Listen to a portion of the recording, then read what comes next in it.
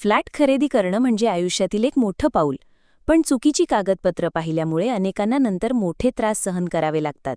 म्हणून आज आपण बघणार आहोत फ्लॅट घेताना कोणती कागदपत्र जरूर तपासायला हवीत. सर्वात आधी बघा मालकीचे पुरावे, जसे की सेल डीड, 7/12 उतारा, प्रॉपर्टी कार्ड आणि म्युटेशन एंट्री. यावरूनच कळतं की फ्लॅटचा खराखुरा मालक कोण आहे. यानंतर महत्त्वाचं म्हणजे बांधकाम परवानग्या, commencement certificate, building plan approval आणि कंप्लीशन सर्टिफिकेट OC किंवा CC ही कागदपत्र जरूर तपासा.